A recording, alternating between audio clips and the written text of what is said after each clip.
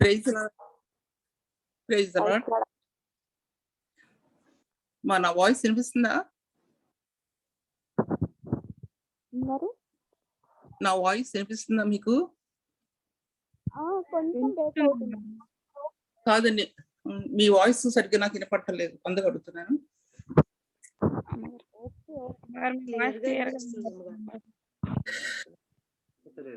సరే, ఎఫెసీ మొదలు పెట్టుకుందాం. వాక్యాన్ని మొదలు పెట్టుకుందాం. ఎందుకంటే సమయం తక్కువ ఉంటుంది కాబట్టి, వాక్యం చెప్పేటప్పుడు సమయం తెలియదు కాబట్టి కొంచెం తొందరగా మొదలు పెట్టుకుందామని. ఈరోజు పాట కూడా లేదు. ఎఫెసీలకు రాసిన పత్రిక 4వ అధ్యాయము.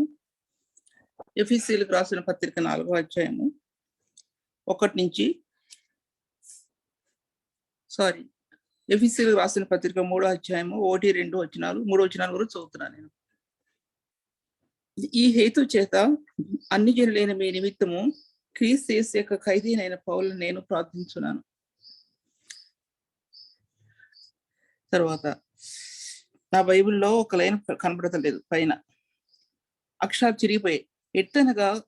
ఎట్లనగా క్రీస్తు మర్మము దేవదర్శనం వల్ల నాకు తెలియపరచబడ్డదని సంగతిని గురించి మునుపు సంక్షేపంగా వ్రాస్తుంది. మీరు దాన్ని చదివిన యెడల దాన్ని బట్టి ఆ క్రీస్తు మర్మను గురించి నాకు కలిగిన జ్ఞానము గ్రహించుకొనగలరు. ఒక నిమిషం, నేను బైబిల్ తీస్తాను.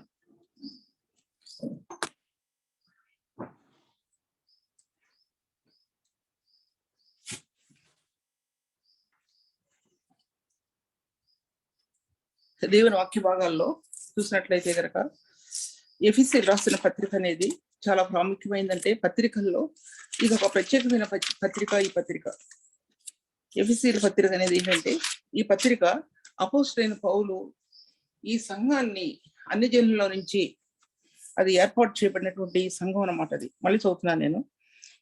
3వ అధ్యాయం 1 నుంచి 3 వచనాలు.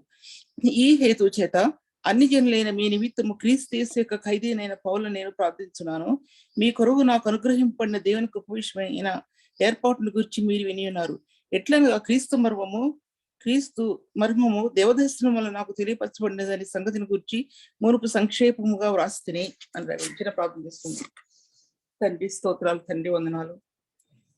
ప్రభా, నా హృదయం అయితే మీ సన్నిధిలో ఇప్పి పరుచుకుని, ప్రభు నా అంతర్యాన్ని మీ సన్నిధిలో విప్పిపరుచుకొని ప్రభు ఈ వాక్యోపదేశాన్ని చేస్తుంటున్నాను. ప్రభు నాయన, ఎన్ని పరిస్థితులు ప్రతికూలంగా ఉన్నాయి, కానీ తండ్రి నువ్వు నమ్మకమైన ప్రభు గనక నీ తట్టు నా హృదయాన్ని ఎత్తి ప్రార్థిస్తుంటున్నాను. తండ్రి ప్రభు, ఏ పరిస్థితుల్లో అయినా నువ్వు చాలినటువంటి ప్రభు గనక దేవా, ఏ విధమైన వాక్యాన్ని నువ్వు అందిస్తావో ప్రభు, ఆ విధంగా నీ వాక్యాన్ని మరల్చండి నా హృదయంలో నుంచి. నా ఆలోచనలకి తలంపులకు మించినటువంటి నీ జ్ఞానం యొక్క ఐశ్వర్యాన్ని హృదయంలో పొంగి పొల్లి పారటానికి ప్రభావ మీరు కృపనిచ్చినట్టు తండ్రి. అనేకులకు ప్రభు దీవెనకరంగా చేయమని తండ్రి ప్రార్థన అంగీకరించమని ప్రభావ మీరు ఘనత పొందమని ప్రభా యేసు నామములో స్తుతించి వేడుకుంటున్నాను తండ్రి. ఆమేన్. ఈ ఎఫెసీ రాసిన పత్రిక చాలా ఐశ్వర్యవంతమైన పత్రిక. ఈ పత్రిక దీంట్లో ఎన్నో గనులు ఉన్నాయి. ఈ పత్రికలో ఎందుకు ఈ గనులు ఉన్నాయండి? ఈ పత్రికలో అపోస్తలుడైనటువంటి పౌలు రాసిన విధానంలో పరిశుద్ధుల ఐశ్వర్యం అన్నాడు, పరిశుద్ధుల మహిమైశ్వర్యం అన్నాడు, పరిశుద్ధుల స్వాస్థ్యం అన్నాడు. ఎన్నో విషయాలు ఈ పత్రికలో పొందుపరిచాడు ఆయన. అన్ని జనాంగం నుంచి ప్రత్యేకించబడినటువంటి ఈ జనాంగం వీళ్ళు మీ అందరు కూడా తెలుసు బాగా. అపోస్తల కార్యాలలో 19వ అధ్యాయం 20వ అధ్యాయంలో ఈ విషయాలన్నీ రాయబడ్డాయి. వారు ప్రార్థించేటటువంటి ఆ దేవత కూడా దాంట్లో రాయబడి ఉంది. తర్వాత అది ఆ ఆలయం ఒక సముద్ర ఒడ్డున కట్టబడింది. ఆలయం అక్కడ ఆ సముద్ర ఒడ్డున కట్టబడిన ఆలయం దగ్గర ఈ యొక్క సంఘాన్ని స్థాపించాడంటే ఎటువంటి శక్తి తన అంతర్యంలో ఉందో ఆలోచించుకోవాలి. అసలు తనని చీల్చి చంపేస్తారు. అటువంటి పరిస్థితుల్లో అక్కడ సంఘాన్ని స్థాపించాడు. దేన్ని బట్టి తను ఆ స్థాయి తనకు ఆత్మగా అందిందంటే అది ఒకటో అధ్యాయంలో రాస్తాడు ఆయన. 1వ అధ్యాయంలో తర్వాత 18వ వచనంలో ఆయన క్రీస్తునందు వినియోగపరిచిన బలాత్సయమును బట్టి అన్నాడు. అక్కడ క్రీస్తునందు వినియోగపరిచిన ఆ బలాత్సయాన్ని బట్టి, అంటే ఆ బలం ఎటువంటి బలం అంటే ప్రభువుని మృతులో నుండి లేపినటువంటి ఆ బలాత్సయాన్ని బట్టి అంటాడు దాంట్లో. అంటే మీరు దయచేసి మీ మాటలు నాకు వినపడకుండా చూసుకోండి. క్రీస్తు యేసు యొక్క బలాస్యాన్ని బట్టి అన్నాడు దాంట్లో. అపోస్తలుడైన పౌలు ఈ విషయాన్ని తను రాయటంలో అర్థం ఏంటంటే, ఒక విశ్వాస యొక్క స్థాయి ఆ ప్రభు యొక్క బలాన్ని గ్రహించుకోవాలి. అది క్రీస్తు మరణం పునరుత్థానం అనేది చాలా ప్రాముఖ్యమైనటువంటి. ఎందుకు నొక్కి చెప్తున్నానంటే, బైబిల్ గ్రంథం అంతా కూడా క్రీస్తు మరణ పునరుత్థానాల మీద కట్టబడింది. బైబిల్ గ్రంథం అంతా కూడా క్రీస్తు మరణం, క్రీస్తు పునరుత్థానం, దీని మధ్యలో పరిశుద్ధుల యొక్క స్థాయి అందు కట్టబడింది. ఆ బలాశయం అందు దాచబడి ఉంది, ఆ శక్తి అందు దాచబడి ఉంది అనే సంగతిని మనం ప్రత్యేక రీతిగా జ్ఞాపకం చేసుకోవాలి. ఆ బలాశయాన్ని బట్టి అంటాడు దాంట్లో. ఆ విధంగా ఆ సంఘాన్ని కట్టినప్పుడు ఈ పత్రికలో ఎన్నో విషయాలు దాంట్లో రాశాడు. దాంట్లో ఈ పత్రికలో క్రీస్తు యొక్క ఐశ్వర్యాన్ని గురించి ఇంకా చెప్పాను కదా మీకు, అవన్నీ కూడా దాంట్లో రాశాడు. అది అపోస్తలుల కార్యాలు 20వ అధ్యాయంలో రాయబడి ఉంది. రాస్తాడు దాంట్లో. అక్కడ సంఘపు పెద్దలందరినీ కూడా పిలిపించి దాంట్లో రాస్తాడు. అక్కడ కొన్ని మాటలు, నేను మీ కొరకు 3.5 సంవత్సరంలో రాత్రింపగళ్ళు కన్నీళ్లు విడిచొచ్చు అంటాడు దాంట్లో. ఒక సంఘాన్ని కట్టడానికి, సంఘంలో సేవకులు కట్టడానికి రాత్రింపగళ్ళు కన్నీళ్లు విడిచాను అంటాడు దాంట్లో. కన్నీళ్లు విడిచాను 3.5 సంవత్సరాలు అంటాడు. 3.5 సంవత్సరాలు ఎంత వేదన పడ్డాడంటే, మనం అనుకుంటాం మన కుటుంబ వ్యవస్థలోనే మన పిల్లల్ని పెంచడానికి సంవత్సరాలు కష్టపడతాం. నా అనుభవం చెప్తున్నా మీకు. నేను ఉట్టుట్టి మాటలు కానీ లేనిపోయిన మాటలు కానీ చెప్పడం కాదు. పిల్లల్ని పెంచడానికి తల్లిదండ్రులు సంవత్సరాలు పడుతుంది పిల్లల్ని సరైన మార్గంలో పెంచడానికి. వాళ్ళలో ఒక వ్యతిరేకత కనబడితే క్రీస్తులో బలాత్సయంలో ఆత్మ చోటు చేసుకుని వేదన పడుతూ శిలువ యొక్క స్థాయిలో ఆత్మ చోటు చేసుకుని ఆ శిలువ యొక్క ఆ గాయాలని ఆశ్రయించి, ఆ గాయాల్లో ఉన్నటువంటి బలాత్సయాన్ని ఆశ్రయించి తల్లి కానీ తండ్రి కానీ ఎంత వేదన పడతారంటే అంత వేదన పడతారు. ఆ స్థాయి కోసం, ఆ స్థాయిలో వాళ్ళలో ఉన్నటువంటి వ్యతిరేకత అంతా కూడా నిర్మూలన చేపట్టడానికి క్రీస్తు యొక్క శక్తిని అంతరాత్మ ఎదుగుతూ వస్తుంది. ఆ విషయం అదే రీతిగా మరి సంఘాల కోసం సేవకుడు ఎలా వేదన పడ్డాడు అంటే, ఎంత వేదన పడుతుంటాడు సంఘాల కోసం. అటు ఎఫెసీ సంఘాన్ని కట్టడానికి కానీ, ఫిలిప్పీ సంఘాన్ని కట్టడానికి కానీ, ఎన్ని సంఘాలు అంటే ఎన్ని సంఘాలు కట్టబడ్డాయో తన ద్వారా అంటే దేవుని శక్తిని బట్టి ఎన్ని సంఘాలు కట్టబడ్డాయో దాంట్లో ఎందుకు అటువంటి సంఘం యొక్క నిర్మాణం తన ఆత్మకి ఇవ్వబడిందంటే, తన హృదయం ఒక విషయం జ్ఞాపకం చేసుకోండి, దేన్ని బట్టి మన తలాంతులను బట్టి మన దాన్ని బట్టి అతిశయించడానికి సంఘం కట్టబడదు. సంఘం కట్టబడేది క్రీస్తు యొక్క బలాత్సయంలో అంతరాత్మ దూసుకుని వెళ్ళటం అంటే అంతరాత్మ పరిశుద్ధుని యొక్క శక్తికి ఆధారం చేసుకుని వెతుక్కుంటూ వెళ్తుంది. తన శ్రమలో కానీ, తన ఇరుకులో కానీ, తన కష్ట పరిస్థితుల్లో కానీ, తనకున్నటువంటి నిందల్లో కానీ, ఈ లేమిలో కానీ, లేక ఆర్థిక పరిస్థితుల్లో కానీ, దేన్ని బట్టి అవనివ్వండి, సంఘం ఎదురు తిరిగినా సరే, లేక కుటుంబంలో బిడ్డలు ఎదురు తిరిగినా సరే, తన అంతర్యం ప్రభు సన్నిధిలో ఆ బలాత్సయాన్ని ఎదుర్కొంటూ వెళ్తుంది. అది క్రీస్తు యేసు యొక్క బలాత్సయం. అది తన ఆత్మకి ఇప్పుడు అర్థమైందంటే, క్రీస్తు మరణం యొక్క శక్తిని మరణంలో తన అంతరాత్మ అంతరాత్మలో వెళ్ళినప్పుడు, అంటే రోమి రాసిన పత్రిక 6వ అధ్యాయం రాయబడి ఉంది, మీరు క్రీస్తు యొక్క మరణంలో ఆయన శరీరంలో మీరు బాప్తిసం పొందుతారని మీరు ఎరుగురా అని రాయబడింది. మరి వచ్చిన సరిగ్గా జ్ఞాపకం లేదు, చూసుకోండి. 6వ అధ్యాయంలో ఒక వచనం రాయబడి ఉంది, క్రీస్తు యేసులోనికి బాప్తిసం పొందిన మీరు ఆయన మరణంలోనికి మీరు బాప్తిసం పొందుతారని మీరు ఎరుగురా అంటే, బాప్తిసం అనేది పైపోయినటువంటిది కాదు. అంతర్యంలో జరిగిన కార్యానికి బాప్తిసం అనేది అది సింబల్.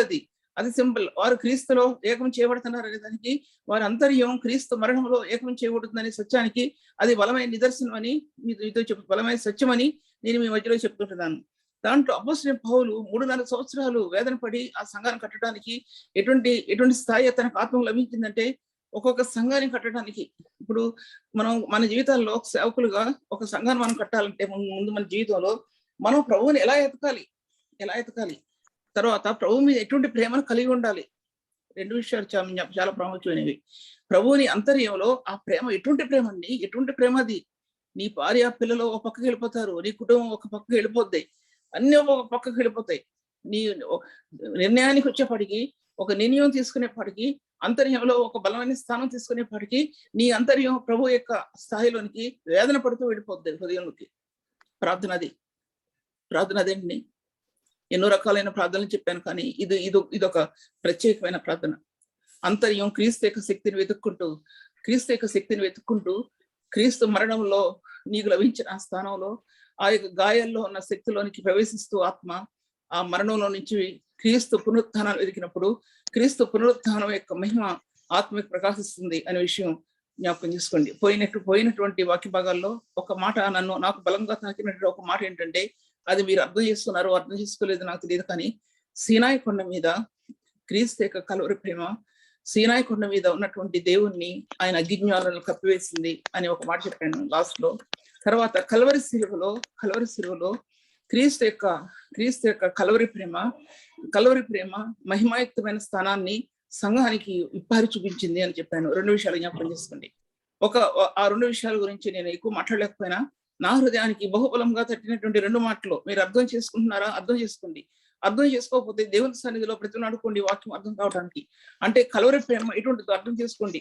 కలువరి ప్రేమ అంటే సీనాయి కొండ మీద దేవుడు, అంటే దాంట్లో రాయబడింది హెబ్రీ రాసిన పత్రిక ఎక్కడ ఉన్నా, మండుచున్న కొండకు అగ్నికి మీరు వచ్చి ఉండే, గడాంధకారమునకు మీరు వచ్చి ఉండలేదు, ఒక జంతువైనను ఆ కొండను తాగిన ఎడలా అని రాయబడింది దాంట్లో చూడండి. మీరు శ్రేష్టమైన ఏబేలు కంటే మరి శ్రేష్ఠ ప్రోక్షణ రక్తమునకు మీరు వచ్చి ఉన్నారు. నేను అంత కట్టబడి చెప్పలేను, కానీ దాంట్లో రాయబడి ఉంది. దాంట్లో అంటే ఒక జంతువు తాగితే ఆ కొండని మరణించవలసిందే, లేదా ఒక వ్యక్తి ఆ కొండను తాగితే మరణించవలసిందే. అటువంటి అగ్ని మండినప్పుడు మోషేలో ఎప్పుడైతే క్రీస్తు యొక్క దర్శనం చూశాడో, అంతర్యంలో క్రీస్తు యొక్క శక్తిని అంతర్యం చూసిందో, దేవుని యొక్క పాదాల మీద పడినప్పుడు, అంటే ఆ యొక్క దేవుని సన్నిధిలో తన హృదయం కలువరి ప్రేమ తన హృదయంలో గ్రహించుకున్నప్పుడు, వేదన పడినప్పుడు ఆ యొక్క సినాయి కొండ ఉగ్రత అంతా కూడా చల్లార్చబడింది. కారణం ఏంటంటే మోషేలో దాచబడి ఉన్నటువంటి క్రీస్తు యొక్క కలువరి ప్రేమ. నీ హృదయంలో ఆ కలువరి ప్రేమ ఎంతవరకు ఉందో ఆలోచించుకోండి. సేవ అనేది కలువరి ప్రేమ యొక్క కణాలు ఆత్మలో ప్రకాశించేది సేవ. నేను మధ్యలో ఎన్నో మాటలు చెప్తున్నాను, మీరు జాగ్రత్తగా నోట్ చేసుకున్నవి. అంతరాత్మలో క్రీస్తు కలువరి యొక్క కణాలు ప్రకాశించేది అది ఒక ఉన్నతమైన శక్తి. అది ఎప్పుడు ప్రకాశిస్తుందంటే, ఒక వ్యక్తి సామాన్యంగా ఏ సేవకుడు కానీ ఏ సేవకురాలు కానీ ఈజీగా లైఫ్ వెళ్ళటానికి కుదరదు. చాలా సార్లు ప్రభువుని అడుగుతుంటాను నేను, ప్రభువా రక్షించబడిన దీని నుంచి ఇప్పటి వరకు కూడా జీవితం సాఫీగా గడవలేదు ప్రభు. జీవితంలో వివాహం కాకముందైతే మా తండ్రితో తొందరలో ఎన్నో ఇరుకులు దాంట్లో వచ్చాయి. ఎన్నో వివాహం అయిన తర్వాత నేను అబ్రాడ్ వెళ్ళిపోయిన తర్వాత అక్కడ కూడా నా యొక్క జీవితం ఏంటంటే, ఆ యవన జీవితం ఈ లోకంలో నేను కలిసిన దానికి కాను, ఈ లోకంలో నుంచి నేను ప్రత్యేకించబడినటువంటి దాన్ని. నా యవన కాలంలో బాల్యంలో ప్రభువుని ఎరిగినటువంటి దాన్ని నేను. వివాహం అయిన తర్వాత కూడా నేను గల్ఫ్ కంట్రీస్ లో వ్యారిన్ లో ఉన్నప్పుడు అక్కడ తను కొత్తగా రక్షించబడిన వ్యక్తి కాబట్టి లోకానికి ఈడ్చడానికి ఎంతో ప్రయత్నించారు, కానీ అక్కడ కూడా ప్రభు నన్ను కాపాడాడని చెప్పాలి. నేను ఎందుకు చెప్తున్నానంటే, ఒక వ్యక్తి ఎక్కడున్నా ముత్యమే, బంగారం ఎక్కడున్నా సరే అది మెరుస్తూ ఉంటది. రాతి నేల మీద పడినా, ముళ్ళ కప్పల్లో వేసినా, ఎక్కడన్నా నీళ్ళలో పడేసినా, మురి కూపంలో పడేసినా బంగారమే. అది మీకు చెప్తున్నాను, గోల్డే. ఆ గోల్డ్ ఎప్పుడు కూడా కలుషితం కాదు.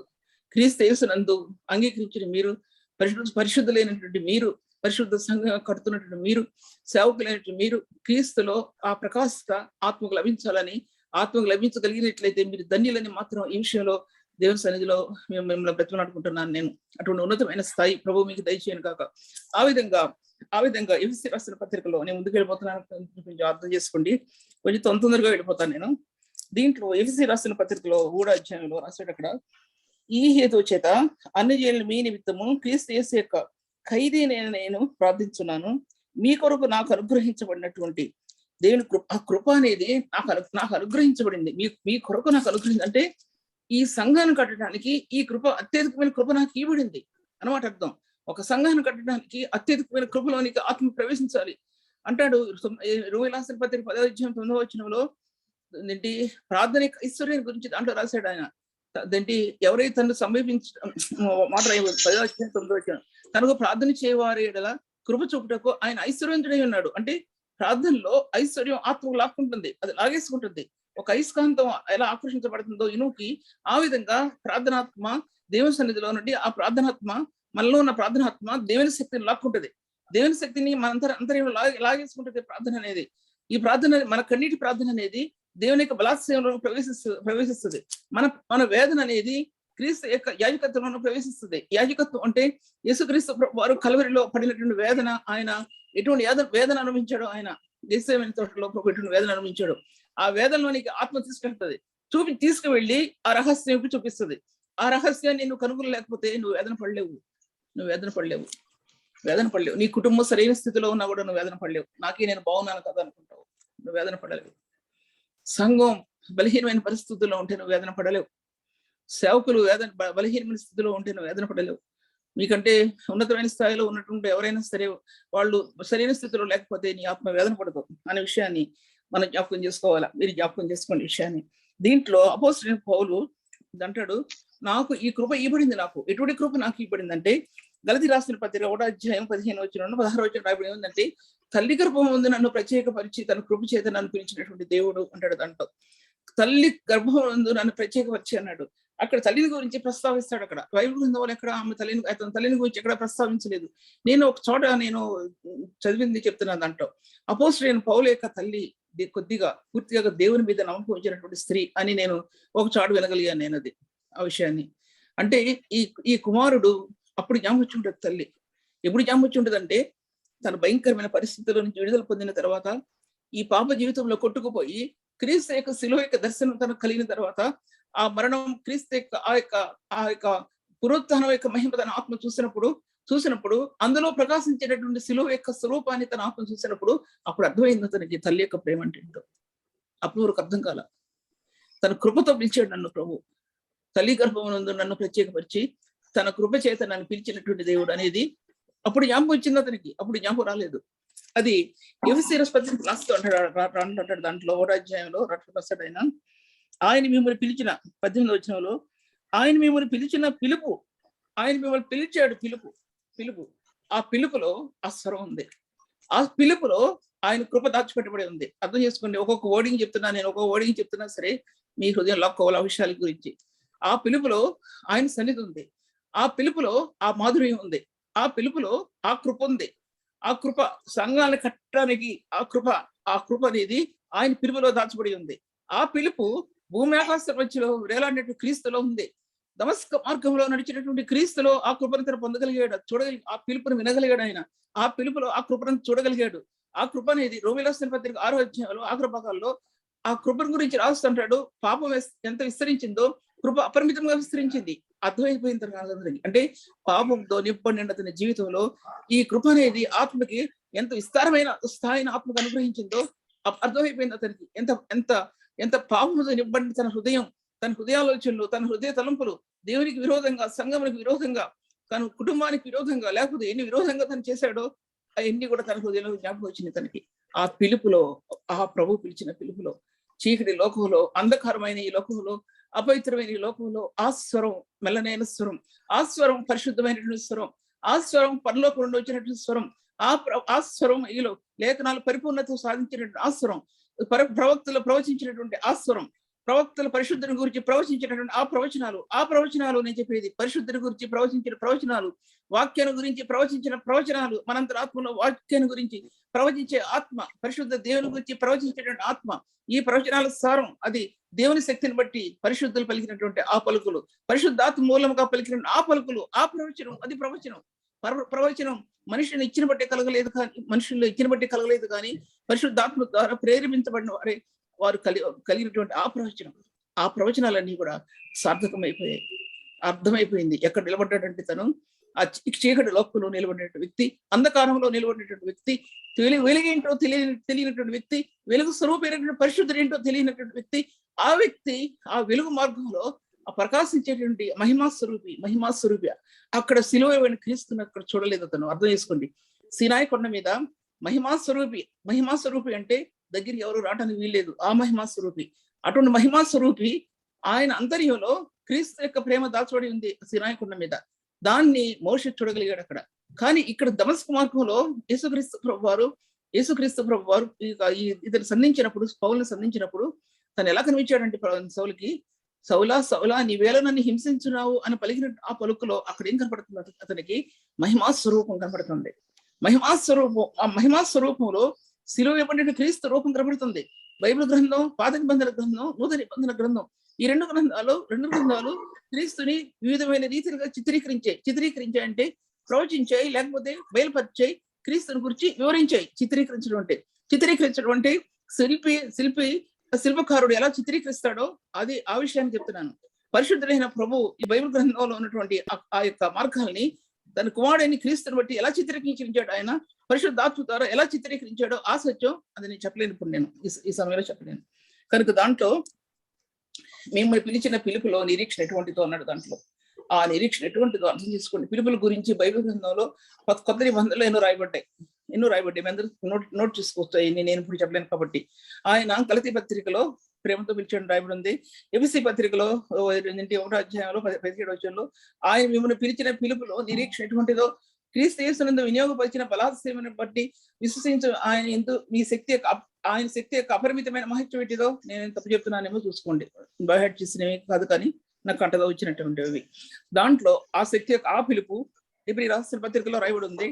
పరిశుద్ధమైనటువంటి పిలుపుతో ప్రభు పిలిచాడు. మార్గాలు, పరిశుద్ధమైన మార్గాల్లో ఆత్మకు బయలుపరిచాడు ఆయన. ఆ పరిశుద్ధమైన పిలుపు ఆత్మకు బయలుపరచబడపోతే సేవ అనేది పొల్యూట్ అయిపోయేది.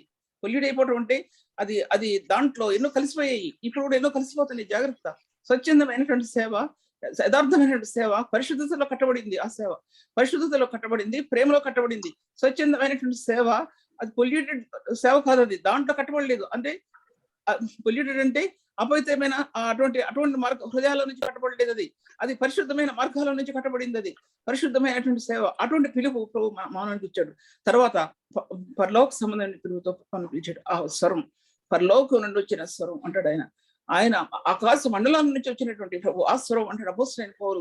ఆ పరలోకం నుండి వచ్చిన ఆ స్వరానికి నేను ఎలా అవిధేయుడిని అవుతాను, నేను అవిధేయుడిని కాక నేను విధేయుడిని అంటాడు రాజు ముందు, అగ్నిపరాజు ముందు. మరి ఎవరు మందో కాదు, మరి లేదు కానీ 26 అధ్యాయాల్లోనూ 24 అధ్యాయాలను అపోస్తలుల కార్యాల్లో రాయబడి ఉంది. నేను అవిధేయుడిని కాక ఆ స్వరాన్ని నేను విన్నానంటాడు. దాంట్లో ఆ సత్యాన్ని ఎఫెసీ రాత్రి ఆ యొక్క సత్యాన్ని ఎఫెసీ పత్రిక రాస్తూ ఈ అన్ని జనులు అసలు ఎలాగా ప్రభునందు ఏ విధంగా వారు ఎలా విధేయత చూపించారు, వాళ్ళు ఆ మార్గాలు వారికి ఎలా బయలుపరచబడ్డాయో ఈ విషయాన్ని ఎఫెసీ సంఘానికి బహుతేటగా రాస్తూ వచ్చాడు అనమాట. అర్థం దాంట్లో చూపించబడింది. దాని తర్వాత చూసినట్లయితే కనుక ఈ యొక్క ఆ కృప అనేది అందాక మీకు చెప్పాను నేను.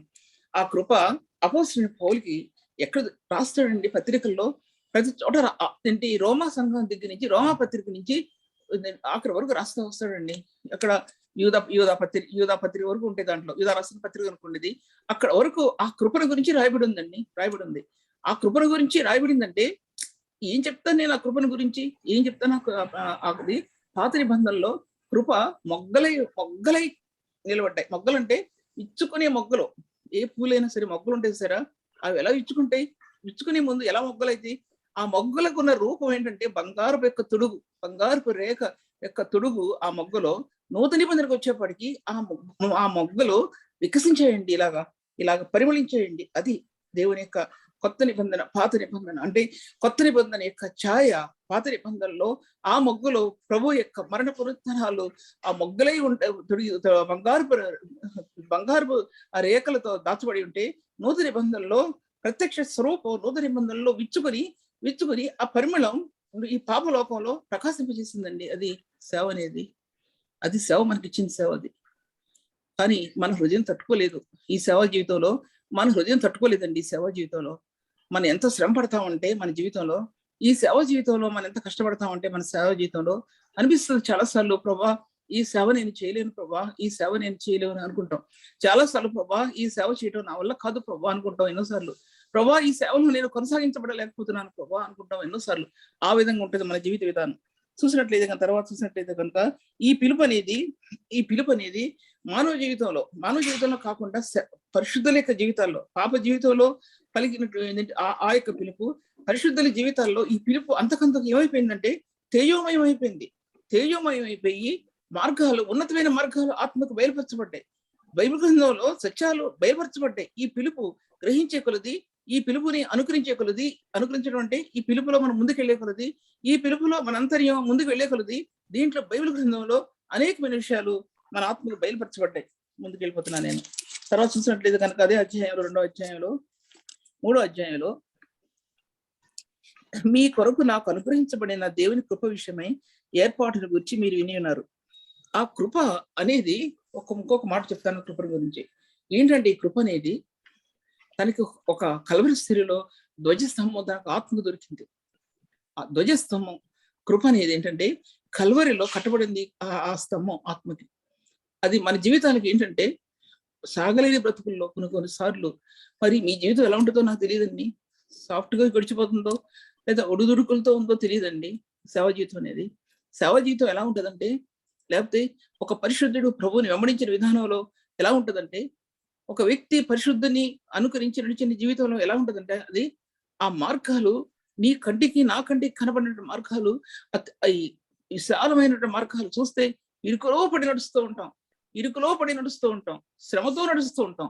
కనిగి మనల్ని ఎలా కనిపిస్తాయంటే విశాలమైన దైవికమైన మార్గాల్లో ఆ దైవికమైన సత్యాలు ఆత్మకి విడదీయబడతాయండి.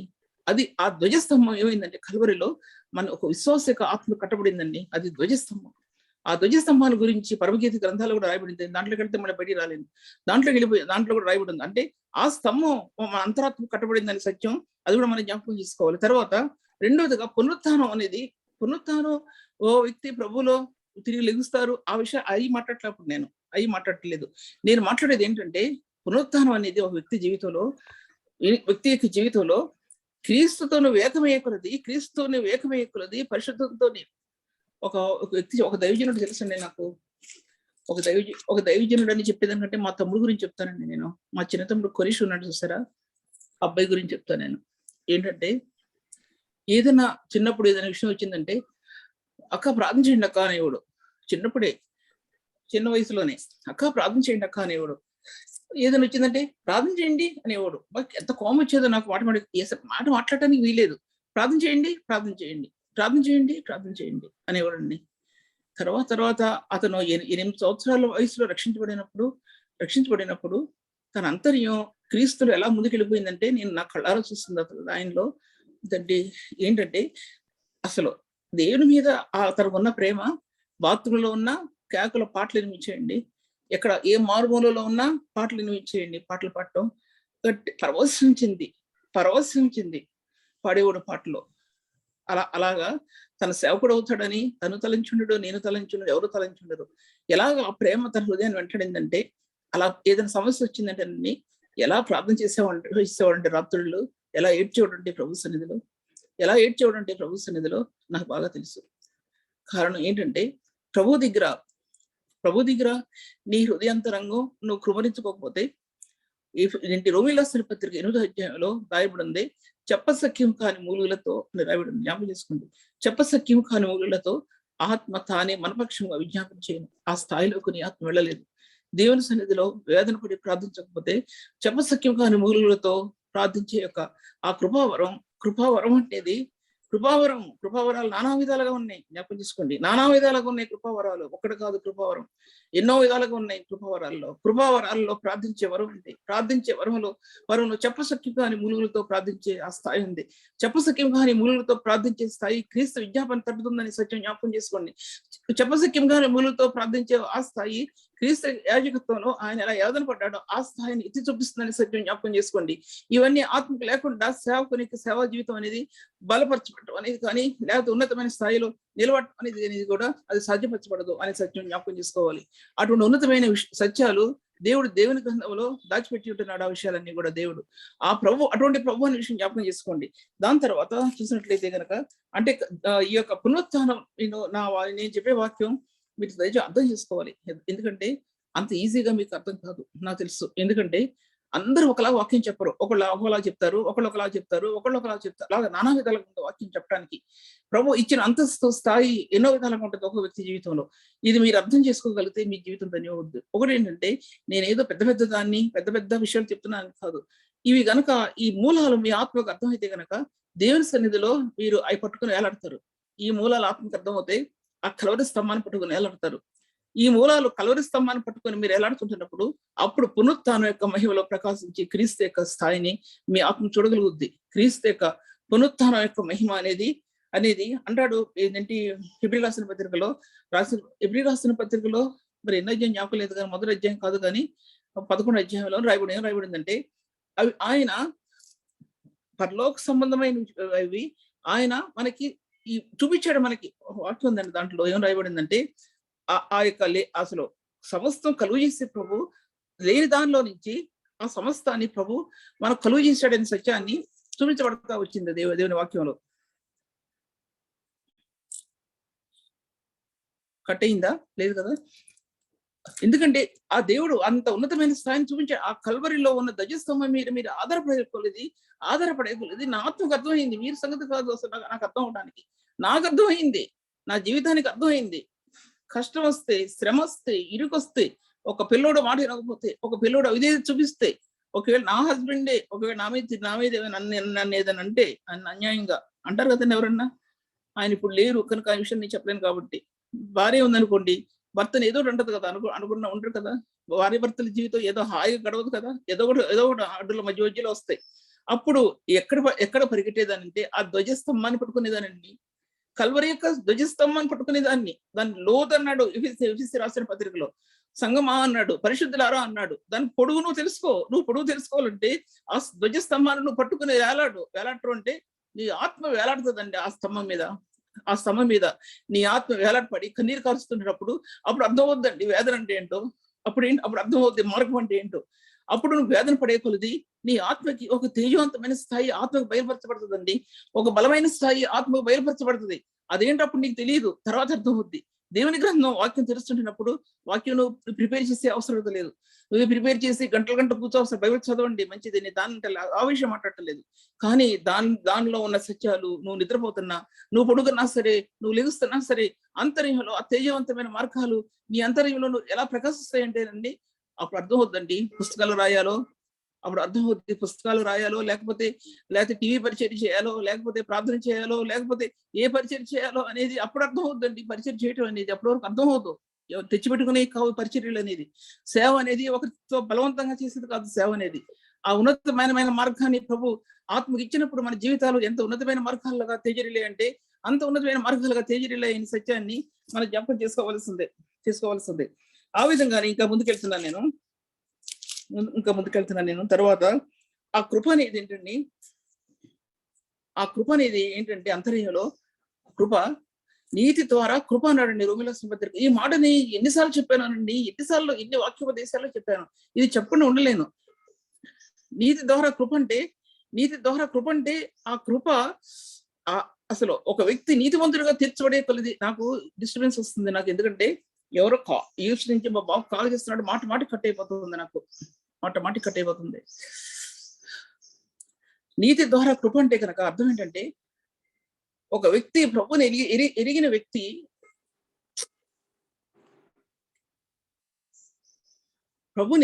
అండి, ఒక వ్యక్తి నీతిమంతుడిగా తీర్చబడటానికి ఆయన కలువరి శిలువలో ప్రాణం పెట్టినటువంటి ఆ స్థాయి మన అంతర్యంలో ఆ నీతి ఎలా కుమరించబడుతుందంటే దినాలు గడిచే కొలది, ప్రభువును సమీపించే కొలది, విశ్వాసం ఉంచే కొలది, ఆయన రక్తం నందున విశ్వాసం ఉంచే కొలది ఆ నీతి తెరలుగా ఆత్మలో ప్రకాశిస్తుందండి.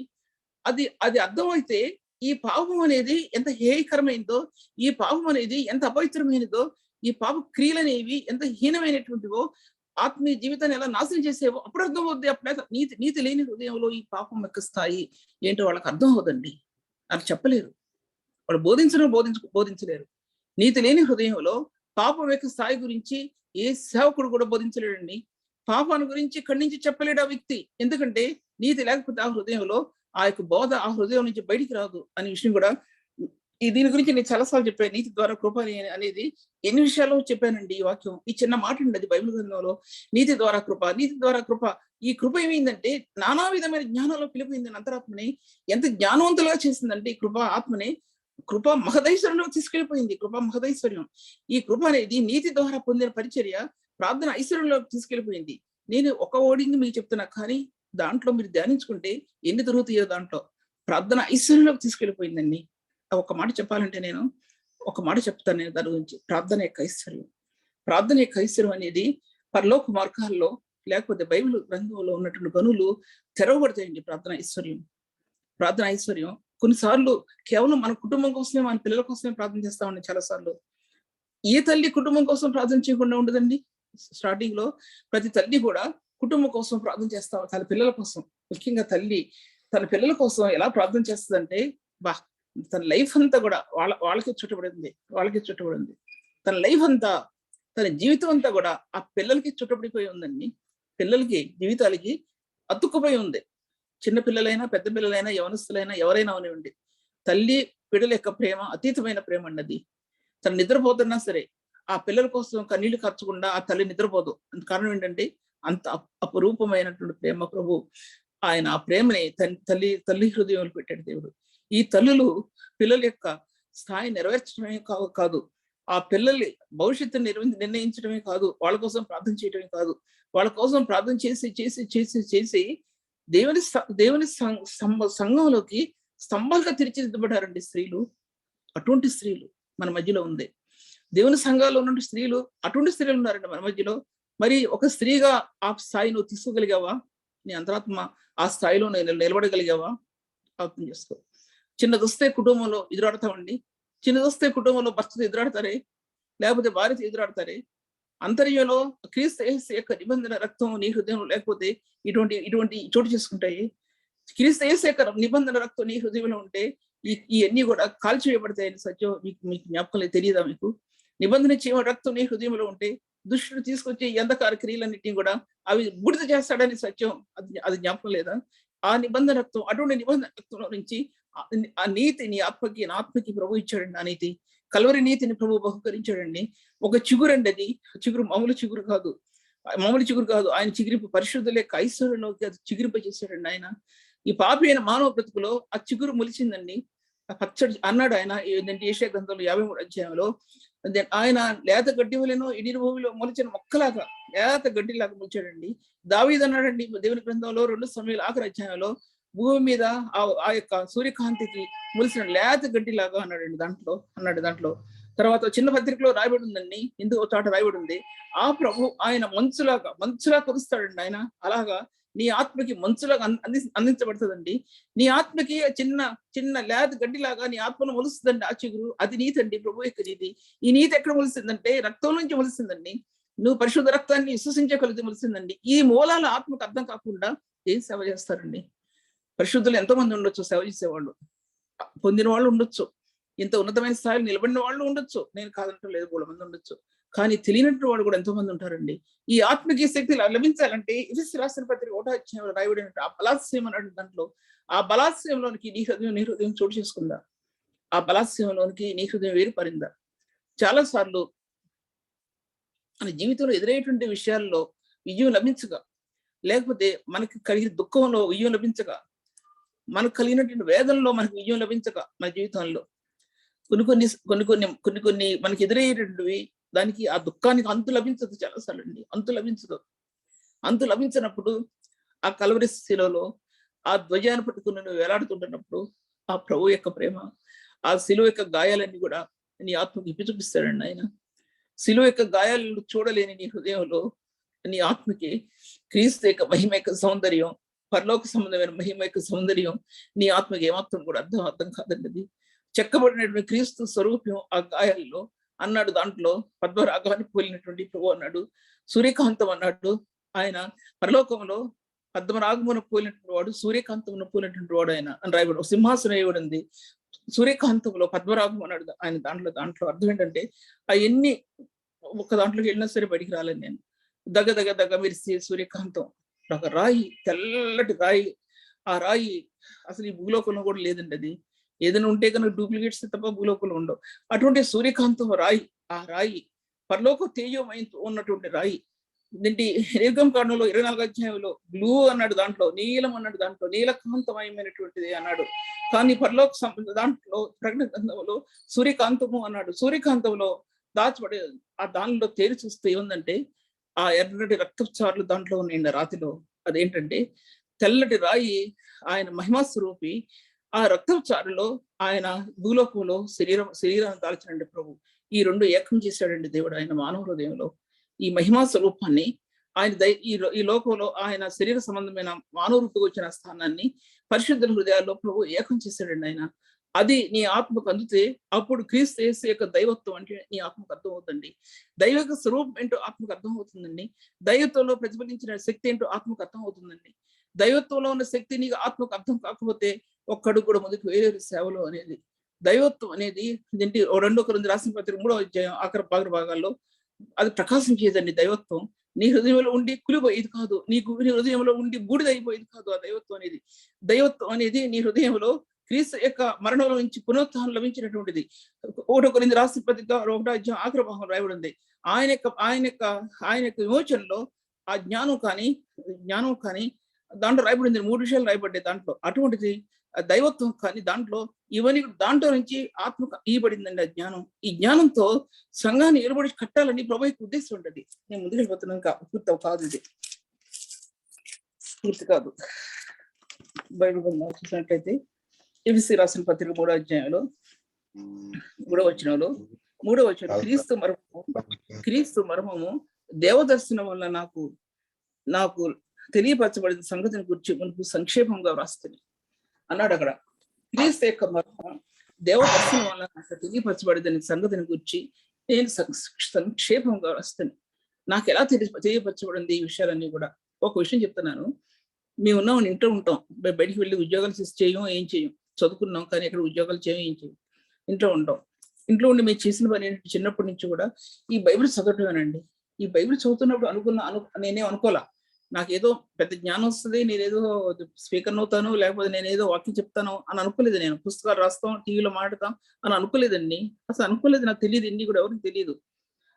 ఆయన యొక్క ప్రేమ, క్రీస్తు యొక్క కలవరి ప్రేమ బాల్య దినాల్లో మచ్చ లేకుండా, మరక లేకుండా, ఏమీ లేకుండా ఉన్నటువంటి ఆ యవన జీవితంలో ఈ కలవరి ప్రేమ చుట్టేసుకుందండి, ఆత్మకి చుట్టేసుకుంది.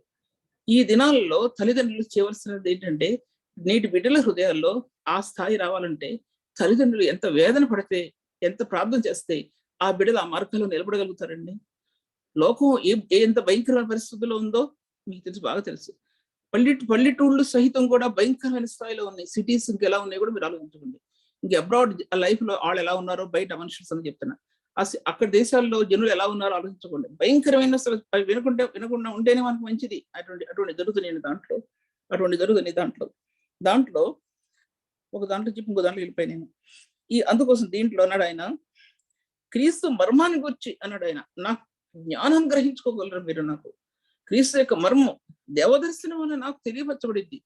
దేవదర్శనం వల్ల నాకు తెలియపరచబడిందండి. ఇది రివల్యూషన్. ఈ రివల్యూషన్ ఏంటంటే బైబిల్ గ్రంథంలో అది సిలువ యొక్క శక్తిలోనికి నీ ఆత్మ ప్రవేశించకుండా ఈ రివల్యూషన్ నీకు ఆత్మకు అర్థం అవుతావు. పైపైన వెళ్ళొద్దు వ్యక్తి జీవితం, పైపైన నడవద్దు వ్యక్తి జీవితంలో. ఈ రివల్యూషన్ మీకు ఆత్మకు అర్థం కావాలంటే క్రీస్తు యొక్క ఆ రక్షణ కార్యంలో మీరు పాలువంపలు పొందాలి. ఒకటి, అపోస్తలుడు పౌలులాగా మనకి ఏదో సిలువ కనబడాలని చెప్పడం లేదు. అది దర్శనం ఆత్మకి ఏంటంటే అదొక దర్శన భాగ్యం. సిలువ యొక్క దర్శనం అనేది ఆత్మకి ప్రభు ఏర్పాటు చేసింది ఒక పరిశుద్ధునికి. ఈ పరిశుద్ధులు ఈ సిలువ దర్శనంలోకి వెళ్ళాలంటే, ఆ మార్గాల్లోకి వెళ్ళాలంటే పరిశుద్ధులు వారు ప్రార్థన జీవితాన్ని కలిగి ఉండాలి. ఏం ప్రార్థన లేకుండా, ఏమి లేకుండా మనిష్టానుసారంగా నడిచి నాకు దర్శనం వచ్చిందంటే కుదరదండి. అది దర్శనం అంటే మనం తిని పడుకుంటే 3 దర్శనాలు వస్తాయి. నీకు అవి కాదంటల్లా, అవి దర్శనాలే. ఆ దర్శనం శరీర సంబంధమైన దర్శనాలు 3 దర్శనాలు వస్తాయండి. కొంతమంది ప్రార్థనలో దర్శనాలు వస్తాయి, నిజమైన దర్శనాలు వస్తాయి, అది నేనేమి కాదంటలేదు. కొంతమందికి ఆత్మ దర్శనాలు ఉంటాయి, ప్రభు ప్రత్యక్షత లభిస్తాయి, అది ఉన్నతమైనటువంటివి ఆ దర్శనాలు. చాలా జాగ్రత్తగా వినండి నేను చెప్పే దర్శనం అంటే ఏంటో. దర్శనం అంటే ఏంటో అంటే, రక్షించబడిన కొత్తలో నాకు కూడా చాలా దర్శనాలు వచ్చాయండి. 3 దర్శనాలు వచ్చాయి. పడుకుంటే దర్శనం, కూర్చుంటే దర్శనం, నిద్రలో దర్శనాలు, 3 దర్శనాలు వచ్చాయండి. చాలా దర్శనాలు వచ్చాయి నాకు. ఆత్మలో ఇంకా నేను బలం పొంది ముందుకెళ్లే కొలది నాకు అర్థమైంది ఏంటంటే, శిలువ యొక్క దర్శనం వల్ల ఆత్మకు అర్థమైంది. శిలువ యొక్క ప్రత్యక్షత. దర్శనాలు ఉన్నాయి, 3 మందికి దర్శనాలు వస్తాయండి, నేను కాదంటలేదు ఆ విషయాల గురించి. కానీ అసలైన దర్శనం ఏంటంటే శిలువ యొక్క ప్రత్యక్షత. భూమి ఆకాశాలలో నుంచి పరిశుద్ధమైన మార్గాలు ఉంచినటువంటి దైవ కుమారుడు, ఈ లోకంలోకి వచ్చినటువంటి దైవ కుమారుడు, లోక రాజ్యాల్లో ఆయన సింహాసనం స్థాపించినటువంటి పరిశుద్ధుడు, నీతివంతుడు అయినటువంటి ప్రభు, ఆయన పాపం లేనటువంటి ప్రభు. ఆ రక్షణ కార్యం ఈ మానవ లోకానికి ఆయన ఈ రక్షణ కార్యం అందించినప్పుడు ఆ ధ్వజస్తంభం నీ ఆత్మకు కట్టబడితే కనుక ఆ దర్శన భాగ్యం వేరండి. శిలువ యొక్క దర్శన భాగ్యం. దానిలో నిగూఢమైన సత్యాలు ఉన్నాయండి, నిగూఢమైన మార్గాలు ఉన్నాయి. దాంట్లో తేజవంతమైన మార్గాలు దాంట్లో దాచిపడి ఉన్నాయి. తేజవంతమైన శక్తి అందులో దాచిపడి ఉందండి. నీకు తెలియనటువంటి విషయాలు దాంట్లో దాచిపడి ఉన్నాయి. ఆ మార్గాలు కంటికి కనిపించవు, చెవిరికి వినపడవు. ఆ యొక్క సత్యాలన్నీ కూడా నీ హృదయమునకు అగోచరం. కానీ దేవుని ఆత్మ వలన ఆ మార్గాలు ప్రభు ఆత్మ బయలుపరిచాడు. అపోస్తలుడైన పౌలుకి ఎలా బయలుపరిచాడంటే అదండి.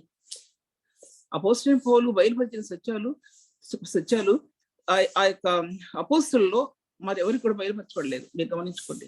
అందరూ పరిశుద్ధులే, అపోస్తులు అందరూ కూడా సేవ చేశారు, ప్రాణాలు పెట్టారు. అందరూ కూడా పేతురికి ఇచ్చిన దర్శన భాగ్యం వేరు, యోహానికి ఇచ్చిన దర్శన భాగ్యం వేరు, అపోస్తుడు పౌలుకి ఇచ్చిన దర్శన భాగ్యం వేరు. అపోస్తుడు పౌలు రూపాంతర కొండ మీద లేడు, జ్ఞాపకం చేసుకోండి. రూపాంతర కొండ మీద 3 శిష్యులు మాత్రమే ఉన్నారు దాంట్లో. అపోస్తుడు పౌలు అప్పటికే దాన్ని రక్షించబడలేదేమో నాకు తెలియదు, కానీ అప్పుడు దాంట్లో లేడు. కానీ అపోస్తుడు పౌలుకి ఇచ్చిన రూపాంతర కొండ అనుభవం ఏంటంటే, బైబిల్ గ్రంథంలో ఉన్న ప్రత్యక్షత ఎత్తైన రూపాంతర కొండ మీద తన ఆత్మ క్రీస్తుతో రూపాంతరపరచబడింది. అది ప్రత్యేకమైన అనుభవం. అది అపోస్తుడు పౌలుకి ఇచ్చింది, అపోస్తుడు పౌలుకి ఇచ్చింది. అది గ్రహించుకోండి. అది కూడా నేను ఇప్పి చెప్పలేను. ఎన్ని తెలిసినా సరే, ఎన్ని విషయాలు తెలిసినా సరే, అది ఒక్కడొక్కడిగా ఇప్పి చెప్పడానికి సాధ్యపరచబడదు. కానీ మీ ఆత్మకు కొన్ని అర్థం కావడానికి కొన్ని నేను మీతో చెప్తున్నాను, కానీ అన్ని నేను చెప్పలేకపోతుంటున్నాను. కనుక అంటున్నాడు దాంట్లో, క్రీస్తు మర్మము దేవదర్శనం వలన నాకు తెలియపరచబడిన సంగతిని గురించి నేను సంక్షేపంగా నేను మీకు రాశాను. క్రీస్తు యొక్క మర్మం, రహస్యం, ఆ సీక్రెట్ అది అన్నాడు దాంట్లో. ప్రభువుని వెరగడంలో ఆ సీక్రెట్ లోనికి నీ ఆత్మ వెళుతుందండి చాలాసార్లు. ఆ రహస్యంలోనికి, ఆ ప్రేమలోకి వెళ్ళిపోద్దండి చాలాసార్లు. ఇది ప్రేమ యొక్క వలయం అండి, ప్రేమ యొక్క వలయం. క్రీస్తు ప్రేమ అనేది ఒక వలయం లాంటిది. ఆ యొక్క చేతులు నేను చుట్టుకునేవి ఆ బంధకాలు అంటాడు. ఆ బంధకాలు ఈలోకి సంబంధించిన బంధకాలు కాదు. ఆ బంధకాలు, ఆ వలయాలు అటువంటివి కావు. ఆ ప్రేమ అటువంటిది కాదు. అది పరలోక సంబంధమైనటువంటిది. నీలో ఉన్న ప్రతి దుర్నీతిని నాశనం చేసేటటువంటిది. ఆ ప్రేమ యొక్క బంధకాలు నీ ఆత్మ చుట్టుకుపోతాయి. నీ అంతరాత్మని నూతన పరిస్థితి ఆ ప్రేమ బంధకాలు. నువ్వు ఎప్పుడు ఏ స్థాయిలో ఎక్కడున్నా సరే నీ హృదయం అక్కడికి వెళ్ళిపోద్దండి. శ్రమ వచ్చినా అక్కడికి వెళ్ళిపోద్ది, దుఃఖం వచ్చినా అక్కడికి వెళ్ళిపోద్ది, ఇరుకులు వచ్చినా అక్కడికి వెళ్ళిపోతాయి. అంతేకాకుండా నీ కుటుంబంలో ఏది ఆవరించినా అక్కడికి వెళ్ళిపోద్ది. ఒకవేళ నీకు అత్యధికమైన సంతోషం కలిగింది అనుకోండి, అప్పుడు కూడా అక్కడికి వెళ్ళొద్దండి.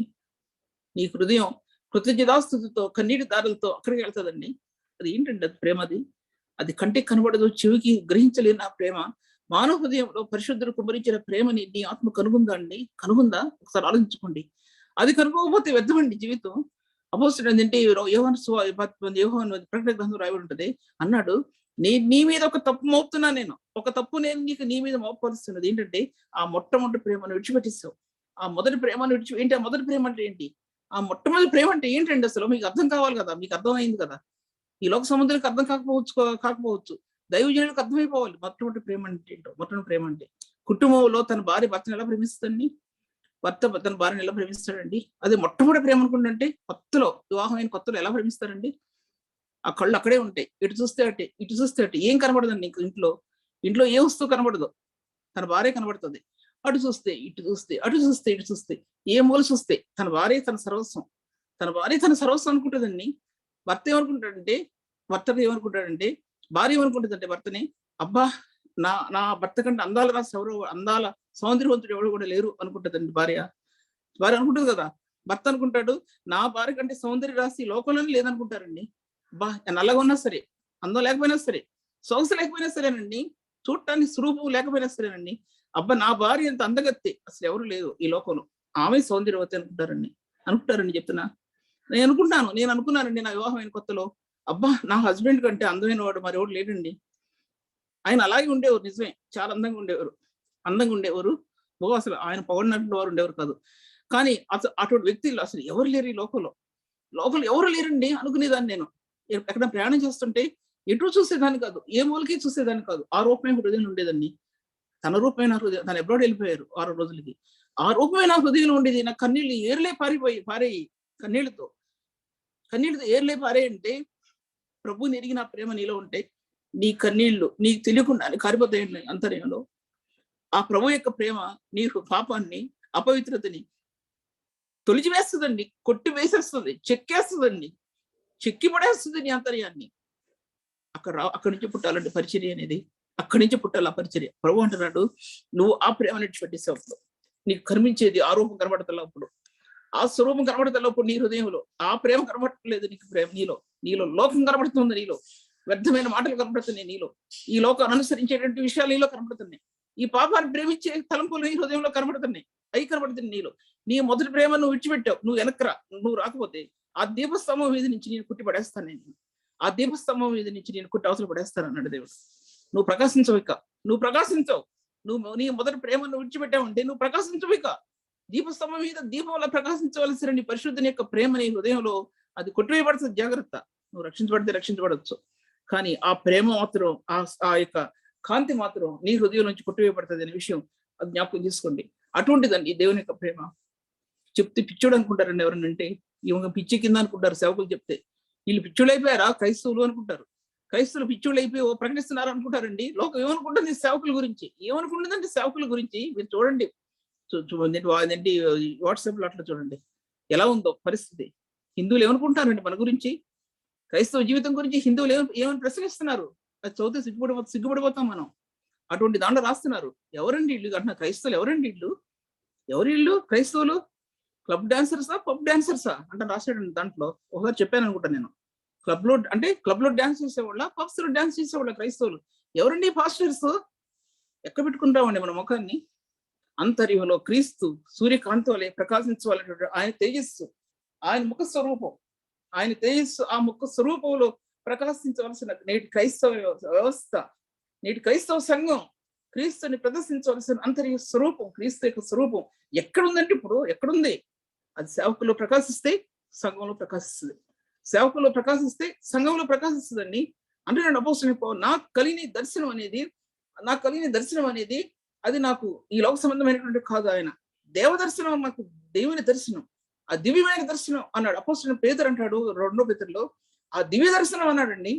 ఆ దివ్య దర్శనం నేను రూపాంతర కొండ మీద నేను ప్రభు ఆ దివ్య దర్శనం అంతకంటే ప్రవచనమైన వాక్యం మన మధ్యలో ఉంది. అంటే ఆ దర్శనం కంటే ఇప్పుడు నాకు ప్రవచించబడిన వాక్యం, క్రీస్తు గురించి ప్రవచించబడిన వాక్యం, ప్రవచనాత్మకమైన వాక్యం, ప్రవచనాలని ఇప్పి చూపించి ఏకం చేసినటువంటి వాక్యం అనేది ప్రవచనం. అంటే పరిశుద్ధుని గురించి తెలియపరిచిన సత్యం అండి ప్రవచనం. అంటే పరిశుద్ధ మార్గాల గురించి ఉపదేశించిన ఆ ప్రవచన మార్గం అపోస్తలుడైన పేతురు అంటాడు ఆయన 2వ పేతురులో. ఆ ప్రవచనం అంటాడు ఆయన. అంతకంటే రూపాంతర కొండ మీద నేను నిలబడి ప్రభువుని చూసిన దానికంటే మన మధ్యలో ప్రవచన వాక్యం నిలబడిందండి. ఇటువంటి ప్రవచనాలండి ఇవి. ప్రవచనం అంటే ప్రభువుని గురించి ప్రవచించేదండి, ఆయన వాక్యాన్ని ప్రవచించేదండి, ఆయన వాక్యంలో ఉన్న మాధుర్యాన్ని ప్రవచించేదండి వాక్యం. ఈ వాక్యం ఆత్మకు అర్థమైందంటే అసలు భూత భవిష్యత్ వర్తమాన కాలంలో దాచబడినటువంటి ప్రభు ఎలా ఉన్నాడు ఏంటి ఆయన అనేది నేటి సంఘం ఈ భూత భవిష్యత్ వర్తమాన కాలంలో ఉన్న ప్రభువులో ఈ సంఘం ఎలా ఏకమైందండి సంఘం. ఎంతవరకు ఆలోచించగలిగారు ఆ విషయాన్ని? నేను ఈ వాక్యాన్ని ముందుకెళ్ళడానికి కుదరదు ఇక. ఎందుకంటే ఇంకోసారి ఈ ఒక్క వాక్యం చెప్తా. ఈ ఒక్క వాక్యం ఎందుకు చెప్తానంటే దాంట్లో రాయబడి ఉంది క్రీస్తు యొక్క మర్మం అన్నాడండి. క్రీస్తు యొక్క మర్మం సంఘం అన్నాడండి. క్రీస్తు యొక్క మర్మం సంఘం క్రీస్తుకు వేరుగా లేదన్నాడు. నేను క్రీస్తుని గురించి సంఘాన్ని గురించి చెప్తున్నాను. ఎఫెసీ సంఘం రాశాడు దాంట్లో 4వ అధ్యాయంలోనో 5వ అధ్యాయంలో రాశాడు ఆఖరి భాగంలో.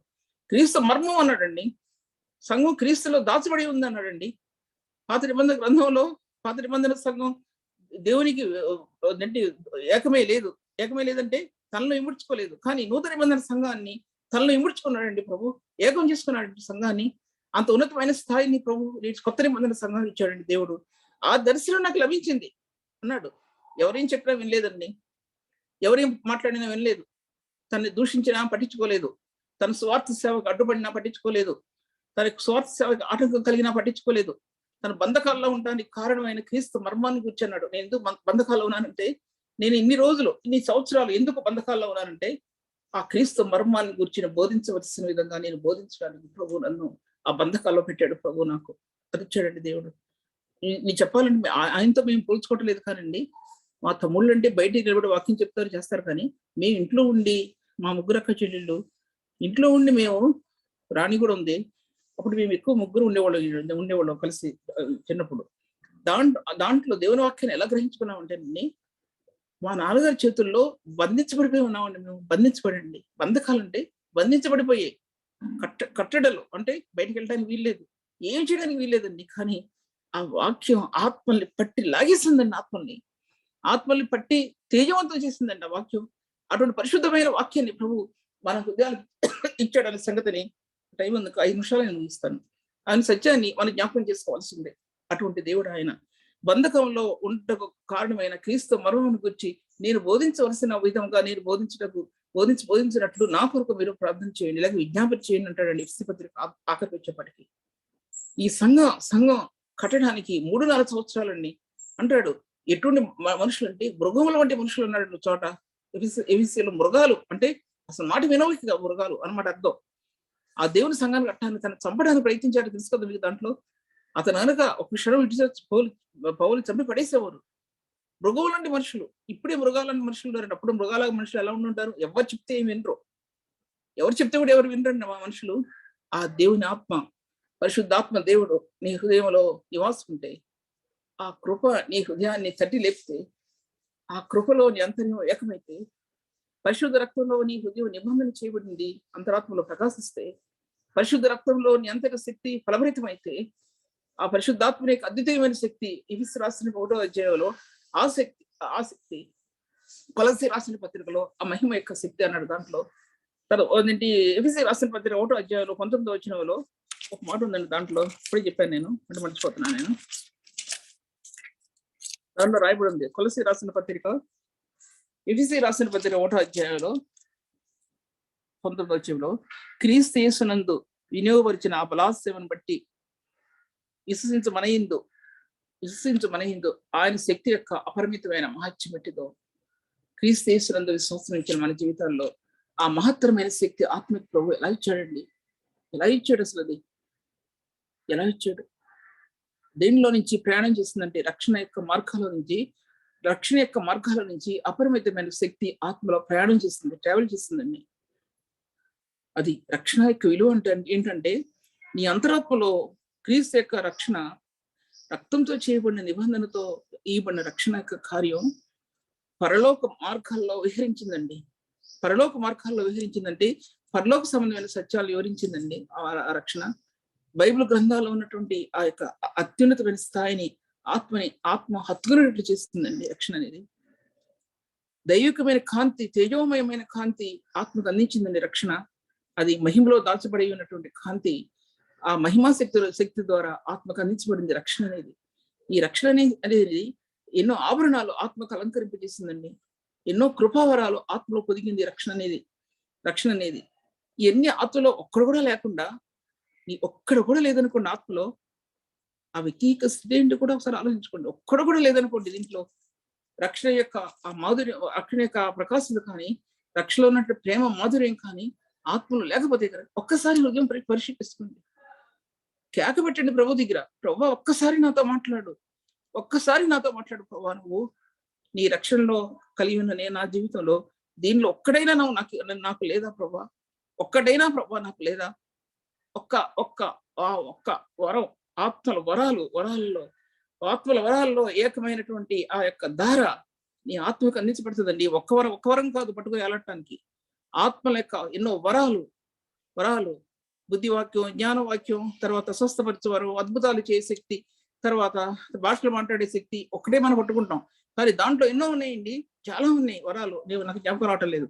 ఎన్ని వరాలు ఉన్నాయంటే, ఆత్మల వివేచన, ఆత్మ యొక్క ప్రత్యక్షత, జ్ఞాన వివేకములతో కూడినటువంటి ఆధారమగు ఆత్మ, సత్యమును ప్రత్యక్షపరచు ఆత్మ, బైబిల్ గ్రంథంలో దాచబడి ఉన్నాయి. ఈ ఆత్మల యొక్క సారం ఈ రక్షణ కార్యంలో నీ ఆత్మలో ఆ దార ఆత్మకు అందించబడుతుందని. రక్షణలో ఒకటే కాదు పట్టుకోవడానికి, ఎక్కడ వాడుకోవాలో ప్రభు నేను అక్కడ వాడుకుంటాడు. అద్భుతాలు చేసే శక్తిలో ప్రభు నేను వాడుకుంటాడు. అద్భుతాలు జరిగిస్తాడండి మీ మన దాంట్లో. కానీ దాన్ని పట్టుకుని ఏలాడకూడదు. అది నేను చెప్పేది. దాన్ని పట్టుకుని ప్రభు ఆత్మకి హృదయాన్ని అప్పగించుకోవాలి. ప్రభు ఆత్మకి హృదయాన్ని అప్పగించుకున్నప్పుడు, నేను సర్వసత్యంలో నడిపిస్తున్నప్పుడు ఆత్మ ఎంత ఉన్నతమైన స్థాయి నీ ఆత్మ పొందుద్దో ఆ సత్యం కూడా నువ్వు జ్ఞాపకం చేసుకోవాలి, మీరు జ్ఞాపకం చేసుకోవాలి ఆ విషయాన్ని కూడా. అది హెబ్రీ రాసిన పత్రిక, రోమా సంఘానికి రాస్తాడు. అక్కడ ఆయన రాస్తాడు. దాంట్లో ఏం రాస్తాడంటే, ఆయన పేరు జ్ఞాపకం ఇప్పుడు చదవలేదు ఆ వాక్యాన్ని నేను. అద్భుత కార్యాలు చేసే శక్తి, దాంట్లో ఎన్నో అద్భుతాలు. ఒక వాక్యం చదువుతాను, ఎందుకంటే చాలా మంచి వాక్యం అది. రోమా సంఘానికి రోమీలు రాసిన పత్రికలో 6వ అధ్యాయంలో ఒక చోట రాయబడి ఉంది. రోమీలు రాసిన పత్రిక 15వ అధ్యాయంలో 18 నుంచి చదువుతున్నా. రోమీలు రాసిన పత్రిక 15వ అధ్యాయం 18 నుంచి చదువుతున్నా. ఏలైనగా అన్ని జనులు విధేయులగునట్లు వాక్యం చేతను, క్రియ చేతను, గురుతుల బలం చేతను, మహత్కార్యముల బలం చేతను, పరిశుద్ధాత్మ బలం చేతను, క్రీస్తు నా ద్వారా చేయించిన వాటిని గురించి కానీ మరి దేని గురించి మాట్లాడ తెగింపను. కాబట్టి యెరూషలేము మొదలుకొని చుట్టుపక్కల ఉన్న ప్రదేశమునందు ఇల్లు కోరి ప్రాంతం వరకు క్రీస్తు సువార్తను సంపూర్ణంగా ప్రకటించున్నాను. దాని ముందు భాగంలో అదే అధ్యాయంలో 15 చదువుతున్నా. అయినను అన్ని జనులు అను అర్పణ పరిశుద్ధాత్మ వలన పరిశుద్ధపరచబడి ప్రీతికరమగినట్లుగా నేను సువార్త విషయమే యాజక ధర్మం జరిగించవచ్చు.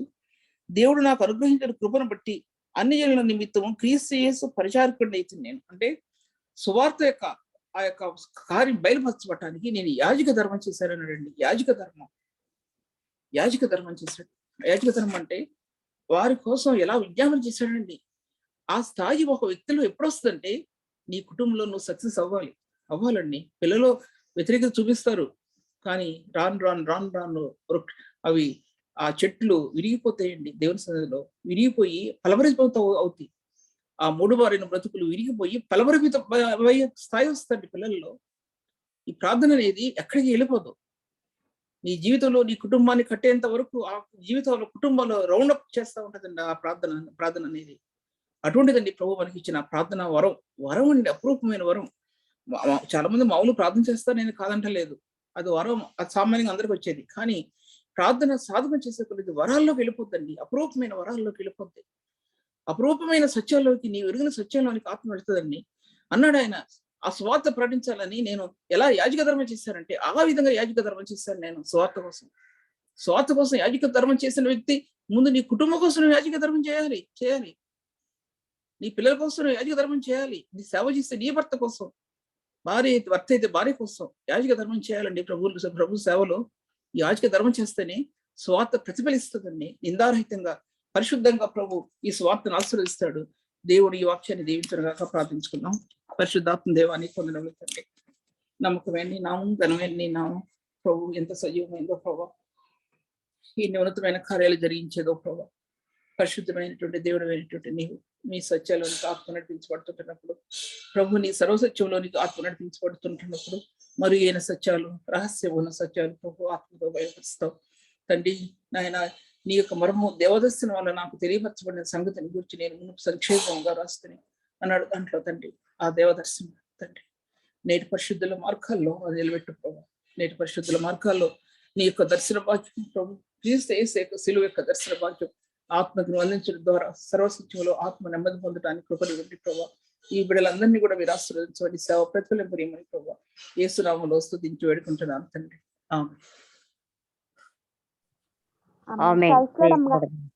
ప్రైజ్ లార్డ్ అండి.